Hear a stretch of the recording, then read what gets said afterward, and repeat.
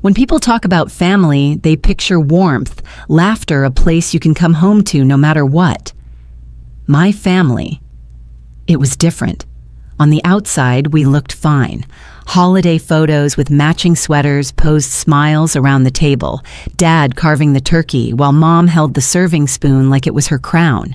But under the smiles was a current I couldn't ignore, favoritism, manipulation, and silence whenever I asked for the smallest bit of respect. I'm Madison Cole. I'm 27, the quiet one. The one who kept the bills balanced and the lights on even when nobody noticed. I wasn't rich, not flashy, but I had something no one else in my family had: discipline. I could make a late bill disappear before the power company even thought about cutting the line.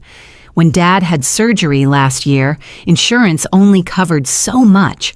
I stepped in, paid what wasn't covered, and after that, it was like a switch flipped. Suddenly, I wasn't a daughter, I was a safety net. The family phone plan, on me, the internet, on me, a temporary copay, on me. Month after month, they leaned harder, and I just kept saying yes because I thought that's what love was. Meanwhile, my cousin Dylan, the so-called star of the family, always had a different story. He was the golden boy, the one who could do no wrong. Every time he bragged about a new sales bonus or another night out, it was me quietly paying off the electric bill they forgot again. Every time he posted his perfect dinners online, I was covering groceries my parents didn't want to admit they couldn't afford. Mom bragged about Dylan's success like it was her own, while I was just the budget cop, the one who made things complicated. There were moments I let myself believe things would change, like when Mom baked her apple pie and the smell filled the whole house, or when Dad fell asleep in front of the TV with the football game buzzing low. I'd glance at the old family photo on the mantle, me in braces, Dylan grinning without a care, and wonder if maybe someday we'd sit at the same table without me being the punchline. But deep down, I knew better. The favoritism wasn't an accident. It was a pattern. Every time Dylan needed money, I was expected to provide. Every time I spoke up, I was told to relax, stop making drama. That was my role, unseen, unheard, and yet always paying the price. And when Mom's text came banning me from Thanksgiving, it didn't come out of nowhere. It was the final nail in a coffin they'd been building for years. The first crack showed up in the group chat. It was supposed to be the Thanksgiving head count. Names scrolled down the screen like a guest list to a party I'd helped fund, and mine wasn't there. I stared at the screen waiting for my name to appear, then finally typed, "Did you forget me?" The dots pulsed for a few seconds before Dylan replied, "Limited seating. Try Christmas if you behave." The words made my stomach drop, not because of what he said, but because nobody else objected. Mom didn't correct him. Dad didn't say a word. Aunts and uncles stayed silent like silence was permission. I called Mom. The sound of clinking dishes and laughter spilled through the speaker like the party had already started without me. "You're not invited until you apologize to Dylan for ruining his promotion dinner," she said flat, like she was reading a rule book. "By ruining, you mean asking why he keeps borrowing rent while he's bragging about his sales checks," I shot back. In the background, Uncle Ray's voice cut in, mocking, "There she goes again, budget cop." Everyone laughed. Everyone but me. I felt heat crawl up my chest. "You want drama? Then stop using my debit card on autopay," I said, steady but sharp. The line went quiet for a moment. A door slammed somewhere on their end like they thought I was bluffing. Then the call dropped. 10 minutes later, Aunt Patrice texted, "Don't make this about money. Family comes first." Then she posted a gratitude photo without me, long table candles glowing, everyone tagged but me. On Thanksgiving Day, my feed filled with plates of turkey and pie captioned "Best Family Ever." My phone buzzed again, a message from Mom. "We saved you a plate porch pickup," like I was a delivery driver, not her daughter. I drove by later. The foil-wrapped plate sat on the porch. A neighbor's cat sniffed it, pawed the corner. I left it there on purpose. Black Friday morning, I tried to make the day normal. I went to the bakery for coffee and a bagel. Aunt Patrice happened to be there, waving me forward like I was a problem to manage. She told the cashier, "She's sensitive about success. Keep the small talk short." The cashier's smile dropped. The woman behind me muttered, "Ouch," and suddenly the whole shop felt colder. I walked out without my bagel, sat in my car until the heater cleared the fog off the windshield. That afternoon, Dylan called like nothing had happened. "Front me $600 for my girlfriend's gift, I'll Venmo Friday," he said. Then added, "And we'd all feel better if you just said sorry and stopped being difficult." I didn't answer. He filled the silence with, family takes care of each other. But sitting in my car, I finally saw it for what it was. Family didn't take care of each other. I took care of them, and the more I gave, the more invisible I became. That was the moment I realized this wasn't a misunderstanding. This was the plan. By Saturday, the noise inside me had turned into a decision. I sat at my kitchen table phone, buzzing with messages I didn't read, and opened my notes app. Line by line, I started writing it all down.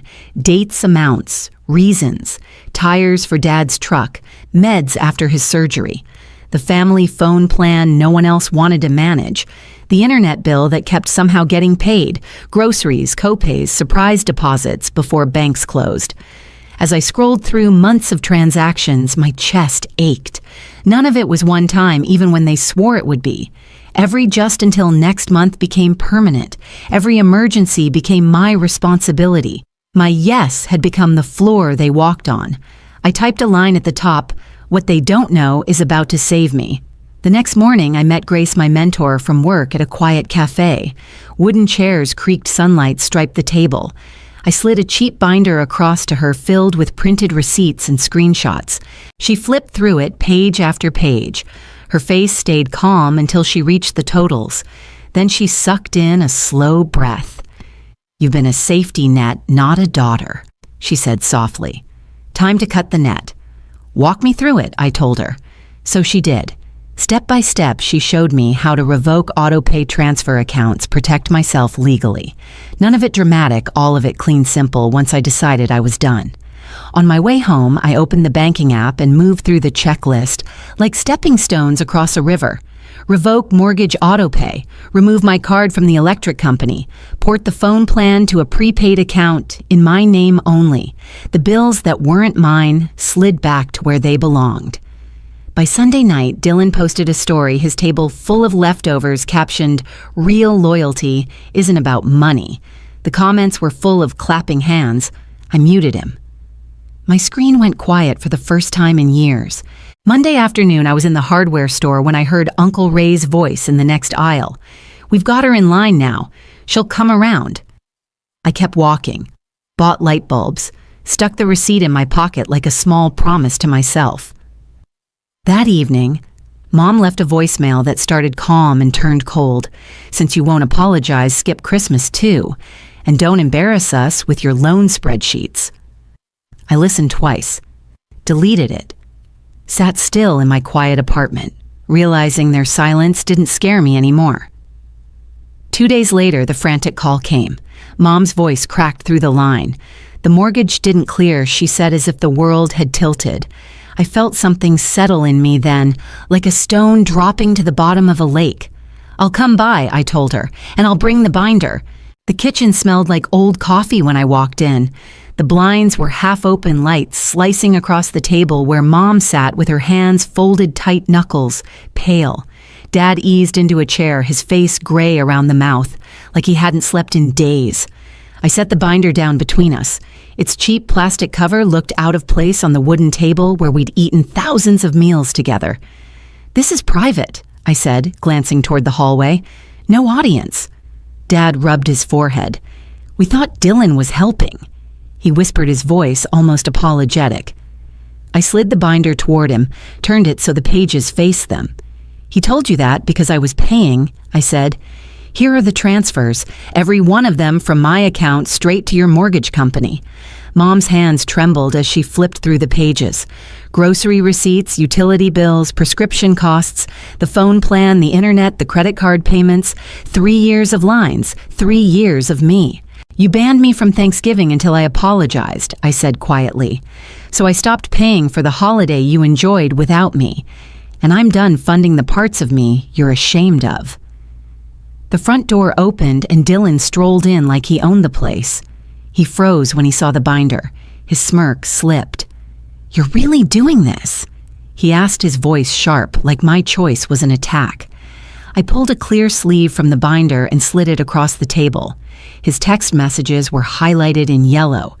The dates, the I'll Venmo Friday, the weeks that turned into months, the money that never came back. He scanned them. His jaw worked. No words came out. "You can call it betrayal," I said, my voice steady, "but it's a boundary." Mom's lips parted, but nothing came. Dad stared at the totals on the last page, eyes wet. We didn't know, he said again, as if repetition could make it true.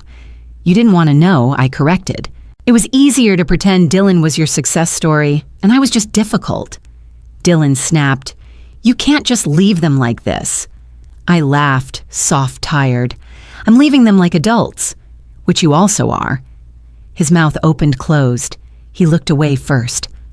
"I'm not asking for anything back," I added, tapping the binder once with my finger. "I'm just done. From now on, you handle your bills.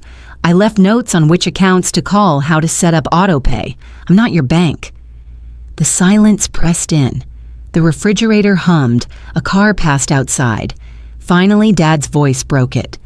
"What about Christmas?" His tone was thin, fragile. I met his eyes.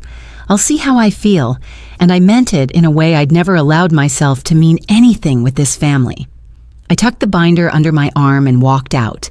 The afternoon was bright, ugly, and clean. Each step to my car felt like a door closing behind me.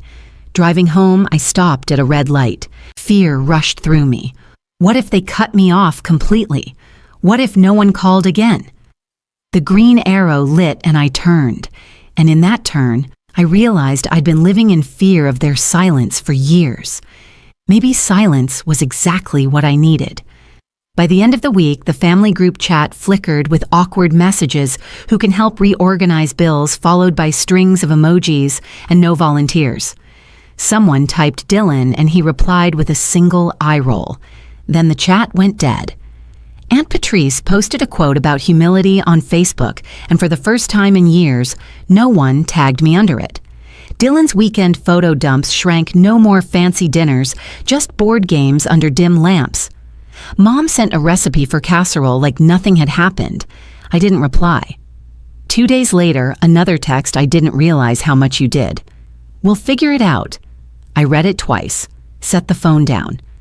At night, I made tea in my quiet kitchen, balanced my own budget. The numbers looked simple when they only belonged to me. Still, their voices echoed sometimes. Dad's, "What about Christmas Dylan's? You can't just leave them like this." But then I'd remember the binder, the porch plate of turkey, the way Mom typed "idiot" in her text, like I wasn't her daughter, and the echoes faded. One evening, the phone buzzed. "Dylan." I didn't know. "I'm sorry." I stood under a streetlight reading it twice. I didn't reply. Not yet. Because this wasn't about one apology. It was about years of being invisible until my money showed up. At the bakery, a week later, the same cashier looked up and smiled this time.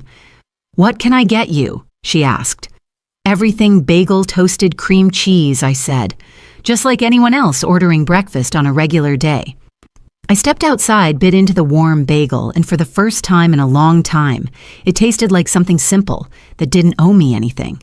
And that was the real showdown, not at the kitchen table, not in the binder, but in the quiet proof that I could walk away and still be whole. The weeks after felt strange, like walking into a room that had always been loud and finding it finally quiet. For the first time, my paycheck was mine.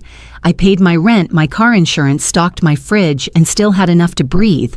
The absence of their requests felt like a new kind of air. Dad called one afternoon, his voice softer than I'd ever heard it. "We set up the autopay," he said. Then after a pause, "I'm sorry for making you feel like a purse." The words were raw, unpracticed. They didn't fix everything, but they mattered. Mom tried in smaller ways. She invited me to dinner without conditions. No holidays, no obligations. Just pasta at the kitchen table. She didn't apologize outright, but she didn't need to. The hug at the door lasted a second longer than usual, and that silence said more than words. Dylan stayed quiet. Maybe his silence was the most honest thing he'd ever given me. I kept the binder on my shelf not as a threat, but as a reminder, a memory of what I survived and what I chose instead. I don't know what next Thanksgiving will look like. Maybe I'll be at the table. Maybe I'll take a trip and drink cocoa out of a paper cup. What I do know is I won't be buying my seat with silence or with money. For once, their silence didn't hurt me. It freed me. Family isn't measured in how much you pay to keep your place at the table. Real love doesn't demand silence or sacrifice. It respects boundaries even when they hurt. I spent years thinking my worth was tied to receipts and auto pay. But the truth is simpler. I'm not their bank. I'm their daughter. And I get to decide what that means. What would you do in this situation? Let us know in the comments. If this story had you on the edge of your seat, smash that like button and subscribe for more jaw-dropping family drama, shocking betrayals, and the revenge stories you won't believe.